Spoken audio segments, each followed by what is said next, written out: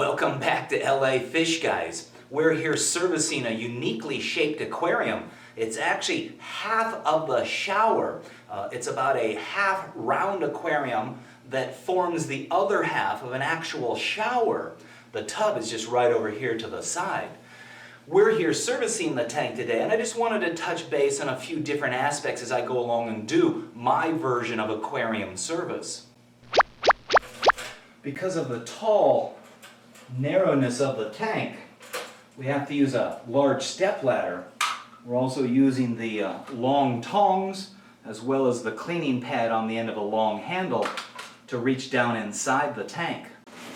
We also have dead coral skeleton decorations, as well as some silk or plastic plants that this tank is decorated with.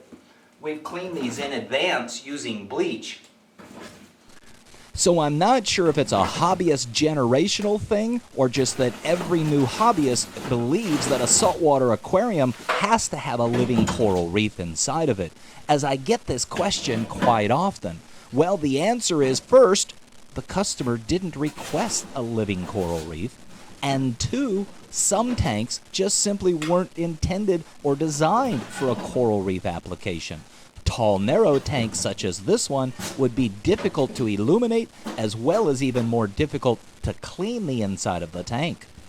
These coral decorations provide an advantage in the fact that I can remove them, bleach them, clean them, and rotate them back into the tank, always providing a nice clean look.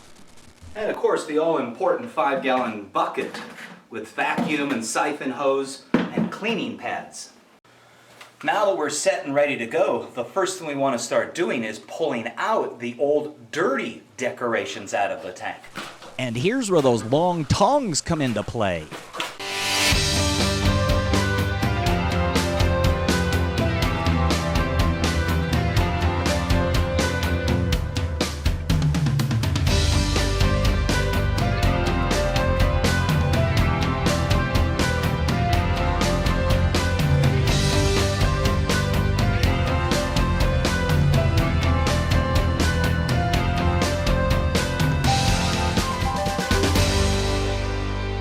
We'll now go ahead and take those dirty corals in that styrofoam box that I brought them here in. We can take and put that out in the van and get it out of our work area so it's a little bit cleaner and a little bit safer to work in.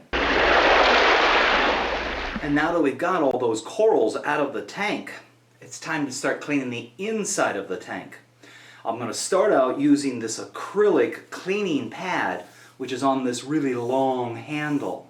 If that doesn't end up doing the job good enough, I've got the aquarium cleaning magnets that I can bring out. I'm just always a little hesitant to use the magnets because that does increase the odds that there could be some scratching in the aquarium caused by a granule getting trapped underneath one of those magnets.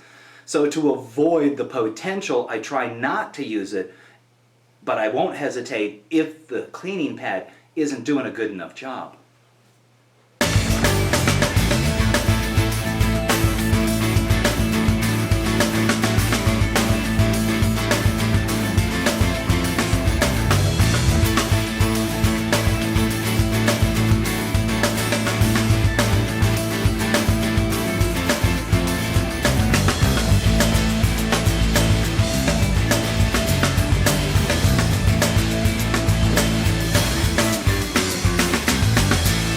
So that pretty much takes care of cleaning the inside of the aquarium. I don't think I have to bring the aquarium magnets out this time. I think I did a fairly good job with the cleaning pads. What we now want to start on is vacuuming the gravel. That's where the 5-gallon buckets, the siphon vacuum, and the siphon hose come into play. So once again, because of the tall narrowness of the tank, we're going to use the extra long siphon vacuum. Got quite the length of siphon tubing here. And again, this is where the 5-gallon buckets come into play because this is what we're going to drain that water into. It's also how we measure how much water we're taking out. So we've got our 5-gallon bucket set right here at the tail end of the ladder so we can siphon straight down into them. Before I get too far along, there are two things that we do want to do before we start taking the old water out. Let's double check the salt level with a hydrometer of some sorts. this being a needle hydrometer. There's the glass floating tube, and there's also the fancy rectal or refractometers, I believe they're called. In addition to that, we also want to double check the pH of the water, because there's always a tendency for the pH to fall. And even though in a saltwater aquarium there's a lot of salt, minerals and such, there's still a tendency for the pH to fall. So again, we want to double check both of the salt and the pH in the tank. The pH in a saltwater aquarium is typically 8.0 to 8.3. And here we've got our hydrometer out, which is telling us that the salinity is 1.021. Now there's a range between 1.020 and 1.025 that you want to be in. I prefer the lower end of the range. Why? Two reasons actually. One, I believe a lower salinity is easier on the fish in a fish-only system. And two, as you begin to see evaporation, such as in this tank, and that's going to take close to 5 gallons of fresh water to replenish, you know that had to make some effect in the salt level. So as opposed to being at the high end and allowing the density to increase due to evaporation, we're at the low end allowing the increase to occur via evaporation, but it still ends up within a tolerable range. That's my opinion anyhow. And as I mentioned, you want to check the pH of the water as well, because there's always a tendency for the pH to fall. Testing for pH is really quite simple. It's just a little chemical here. You add a series of drops to a sample of the water,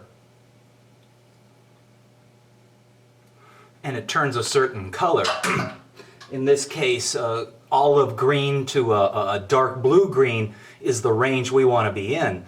And I can see here it's kind of a darkish blue, so I think we're probably about 8.2, 8.3. There's a little card that has a color scale on it. We'll compare it to that and double check, but I'm very comfortable with that as a pH level in the tank.